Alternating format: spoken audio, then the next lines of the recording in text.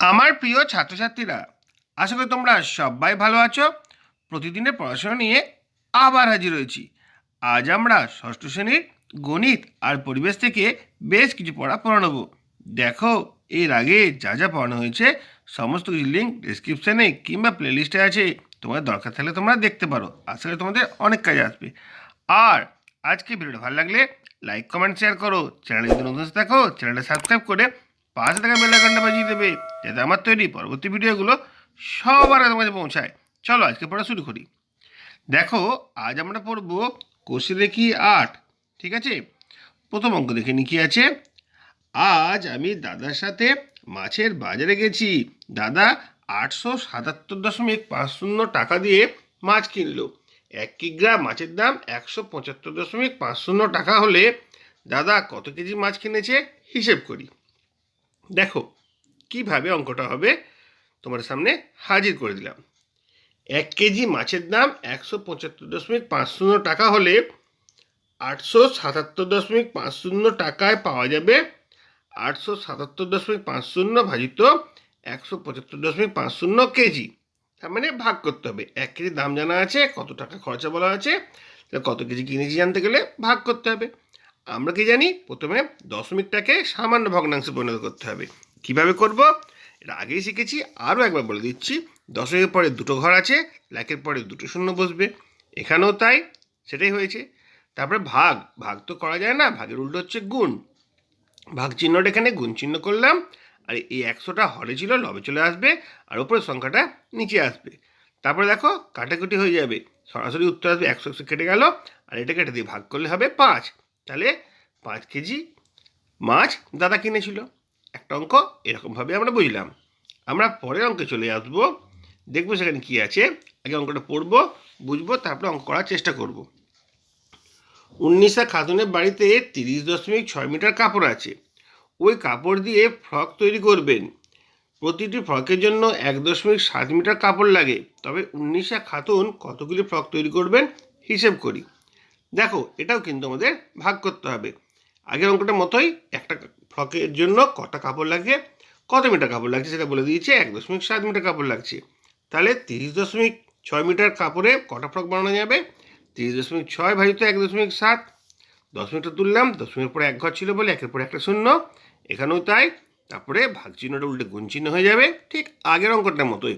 17টা নিচে 10টা পরে কাটাকুটি করব, আর 306কে 17 দিয়ে ভাগ করব, উত্তর আসবে 18। তাহলে তিনি 18টি ফ্রক বানাতে পারবেন। পরে কি আছে দেখো, পরে রয়েছে বাড়িতে 48 লিটার খাবার জল আছে। ওই জল সমান মাপের খালি বোতলে ভর্তি করছি। যদি প্রতি বোতলে 1.2 লিটার জল ধরে, তবে ওই জল কতগুলি খালি বোতলে ঢালতে পারবো হিসেব করি। দেখো কি করতে হবে এখানে, এখানে প্রতিটি বোতলে 1.2 লিটার জল ধরে। তাহলে 48 লিটার জল দিয়ে কটি বোতল ভরা যাবে? 48কে 1.2 দিয়ে ভাগ করতে হবে। দেখো 48 একটা পূর্ণ সংখ্যা, কিন্তু 1.2 একটা দশমিক ভগ্নাংশ। তাহলে এই দশমিক ভগ্নাংশটাকে প্রথমে সামান্য ভগ্নাংশে পরিণত করতে হবে।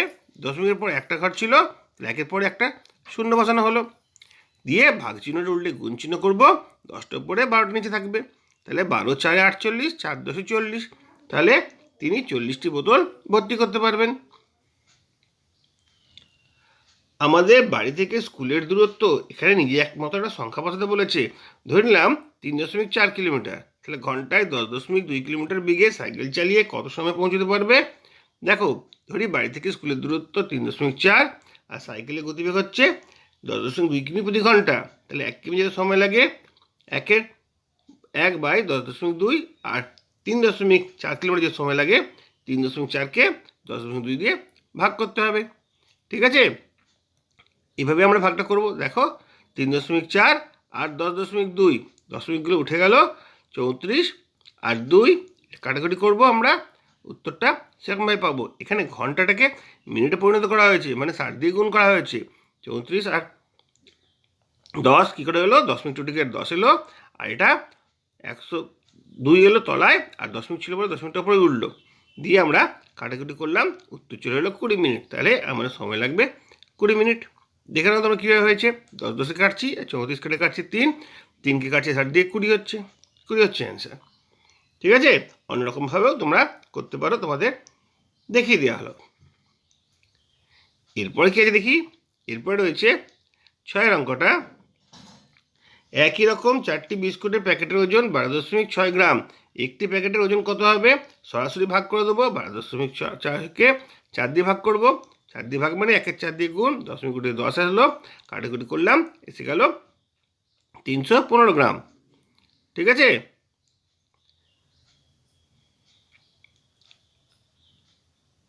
দেখো এরপরে গল্প লিখি, কষে দেখি। 12কে 0.3 দিয়ে ভাগ। গণিতের 12 সেমি দৈর্ঘ্যের লম্বা ফিতিকে 0.3 সেমি সমান দৈর্ঘ্যের কতগুলো টুকরো পাবো আমরা? একটা লম্বা ফিতে আছে যার দৈর্ঘ্য 12 সেমি, আর 0.3 সেন্টিমিটার দৈর্ঘ্যে কতগুলো টুকরো পাবো? এটা কিন্তু ভাগ করতে হবে। ঠিক আছে, ভাগ করা মানে উল্টে গুণ। 3 4 12, 4 10 40, এইমাত্র করলাম একটা অঙ্ক। তারপরে 48কে 0.8 দিয়ে ভাগ।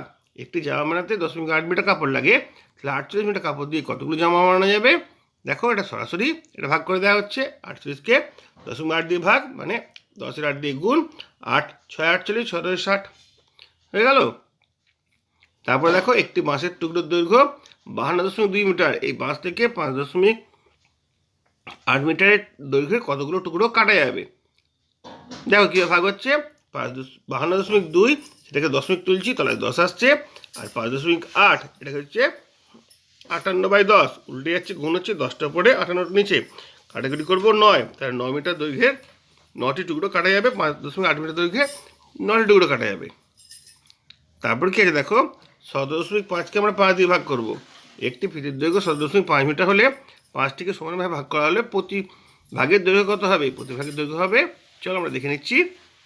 17.5কে আমরা 5 দিয়ে ভাগ করছি মানে 1/5 দিয়ে গুণ করছি, কাটাকুটি করলে হয়ে যাচ্ছে 35। 35-এর 10 মানে হচ্ছে 3.5 মিটার দৈর্ঘ্যের কাপড় পাওয়া যাবে। নেক্সট রয়েছে 0.75কে 1.5 দিয়ে ভাগ। রতনের বাড়ি থেকে স্কুলের দূরত্ব 0.75 কিলোমিটার। রতন যদি পায়ে হেঁটে ঘন্টায় 1.5 কিমি যেতে পারে, তাহলে স্কুল যেতে তার কত সময় লাগবে? দেখো কীভাবে ভাগটা হবে।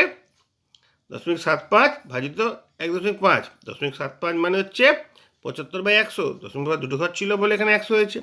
ভাগটা উল্টে গুণ হয়েছে, 15-10, উল্টে গেলে 10-15, কাটাকুটি করলাম। ঠিক আছে, থাকছে 15-75 হচ্ছে 50/100, তাহলে 0.5 হবে উত্তর।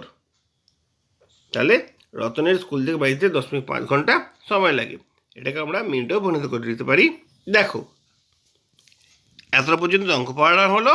এরপরে আমরা পরিবেশ নিয়ে আলোচনা করব। পরিবেশ ও বিজ্ঞান 6ষ্ঠ শ্রেণী। দেখো এইখানে আজকে আমরা উইপোকা সংক্রান্ত যে পড়াটা আছে সেটা পড়ব। ঠিক আছে, আর তার সঙ্গে 2 পাতা পর আমাদের রয়েছে মৌমাছি সংক্রান্ত বেশ কিছু প্রশ্ন। এই উইপোকার মৌমাছি সংক্রান্ত প্রশ্নগুলো নিয়ে তোমাদের সামনে হাজির করছি। দেখো তোমরা বুঝতে পারবে, প্রয়োজন পড়লে তোমরা খাতায় লিখে রাখতে পারো। প্রথমে আমরা দেখব উইপোকা। উইপোকাদের পরিবার কেমন? দেখো উত্তরটা কেমন হবে। উইপোকারাও পিঁপড়ে বা মৌমাছির মতো সমাজবদ্ধ জীব। তাদের মধ্যে রানী, ছেলে ও মেয়েরা দুজনেই দাস দাসী, সৈন্য বা শ্রমিক হতে পারে। উই রানী বেজায় মোটা হয়, তার শরীরে ডিম বোঝায় থাকে, পেট ছাড়া প্রায় আর কিছু চোখেই পড়ে না। উইদের গায়ে অন্য পোকাদের মতো কোনো শক্ত খোলা থাকে না, ফলে বেশিক্ষণ রোদে তাপ লাগলে বা জল থেকে বেরিয়ে তারা শুকিয়ে যায়। শরীর থেকে জল বেরিয়ে তা শুকিয়ে যায়। উই তাই গর্তের বাইরে বেশি ঘুরে বেড়ায় না। উই কিভাবে বাসা বানায়? দেখো কোথাও যেতে গেলে সুড়ঙ্গ বানাতে বানাতে তার মধ্যে দিয়ে উইপোকা এগোয়। দেওয়ালে বা জানলায়, দরজায়, ফ্রেমে উইয়ের সুড়ঙ্গ দেখা যায়। ট্রিতের গর্তে তাপমাত্রা ও জলীয় বাষ্পের পরিমাণ যাতে খুব বেড়ে না যায় তাই জন্য তার ব্যবস্থা থাকে। উই কিভাবে কাঠ খায়? উইদের খাবার হলো সবথেকে আশ্চর্য বিষয়। গাছের কাঠ অংশ যাতে সেলুলোজ নামক শর্করা বস্তু থাকে তা কোনো প্রাণী হজম করতে পারে না, কিন্তু উই তা হজম করতে পারে, কারণ উইদের পেটে একরকম জীবাণু থাকে যা সেলুলোজ হজম করতে পারে। যদি তা না হতো পৃথিবীর যত গাছ মরে কাঠ হয়ে গেছে তার বেশিরভাগটাই চিরদিনই কাঠই হয়ে থাকতো। পরে দেখো মৌমাছিতে কি প্রশ্ন থাকতে পারে। মৌমাছি দেখতে কেমন, এদের বাসাকে কি বলি আমরা? দেখো মৌমাছি কিন্তু মাছি নয়, তাদের মাছির মতো দুটো ডানা নয়, চারটে ডানা আছে। এদের বরং বলতার পিঁপড়ের আত্মীয় বলা যেতে পারে। ফুলের মধ্যে যে মিষ্টি রস থাকে তাকে বলে নেকটার। সেই রস তারা নিজেদের বাসায় আনে, একে মৌ বা মধু বানিয়ে এরা জমিয়ে রাখে বলে এদের নাম মৌমাছি। এদের বাসাকে মৌচাক বলা হয়। কাদের নিয়ে মৌমাছিদের পরিবার তৈরি হয়? দেখো মৌমাছি একা একা থাকে না, একসঙ্গে সবাই মিলে এক একটা পরিবার হিসেবে থাকে। তাই এরা সামাজিক জীব। এক একটা মৌচাকে এক একটা পরিবার থাকে। রানী মৌমাছি আর শ্রমিক মৌমাছি। যারা রানী মেয়ে কিন্তু সংসারের সব কাজ তারা করে, তারাই পরিবারের সব। মৌমাছি সমাজে পুরুষ সংখ্যা কম, ভূমিকাও কম। তারপরে প্রশ্ন কি আছে দেখো, শ্রমিক মৌমাছিরা কি কি কাজ করে? মেয়ে শ্রমিক রানীর যত্ন নেয়, নিজের গা থেকে ঘামের মতো বেরোনো মোম জমিয়ে মৌচাক তৈরি করে, ঘুরে ঘুরে ফুল থেকে নেকটার বা মিষ্টি রস এনে মৌচাকের কুঠুরিতে মধু জমিয়ে রাখে, সবাইকে খাওয়ায়। মৌচাকের কুঠুরি গরম হয়ে গেলে পাখা নাচিয়ে বাতাস করে ঠান্ডা রাখে। মৌচাক মোম দিয়ে তৈরি, খুব বৃষ্টি হলে মোম ভিজে যায়, এতে অনেক বাচ্চা মৌমাছি মারা যায়। তখন শ্রমিক মৌমাছিরা জোরে জোরে বাতাস করলে ভেজা বাসা শুকিয়ে যায়। আবার শত্রু এলে এরা ঝাঁপিয়ে পড়ে হুল ফুটিয়ে দেয়। পরের প্রশ্ন দেখো, হুল ফোটানোর পর শ্রমিক মৌমাছিরা মারা যায় কেন? দেখো মৌমাছির হুল হলো একদিকে খাঁজ কাটা আর অন্যদিকে পেটের সঙ্গে এমনভাবে আটকানো থাকে যে শত্রুর শরীরে হুল ঢুকলে সেটা আর পেট থেকে ছিঁড়ে আটকে যায়, ফলে মৌমাছি মারা যায়। মানুষ কিভাবে মধু খায়? দেখো মধু যেমন খেতে ভালো তেমনি উপকারী। মানুষ তো বটেই, অন্যান্য অনেক প্রাণী মৌচাক ভেঙে মধু খেতে ওস্তাদ। মানুষ অবশ্য অনেক কাল আগে থেকে মৌমাছিকে পোষ মানিয়ে বাক্সে মৌচাক তৈরি করতে শিখেছে, যাতে তারা ইচ্ছে মতো মধু পেতে পারে। তারপরে প্রশ্ন কি দেখো, মানুষ পৃথিবীতে মৌমাছিদের কতদূর সন্ধান পেয়েছে? দেখো পৃথিবীতে বড়জোর 10-11 জাতের মৌমাছি খবর জানা গেছে। আমাদের দেশে আছে 3-4 জাতের। মজার কথা, আমেরিকা মহাদেশে কোনো মৌমাছি ছিল না। ইউরোপের মানুষ প্রথম সেখানে মৌমাছি নিয়ে গিয়েছিল।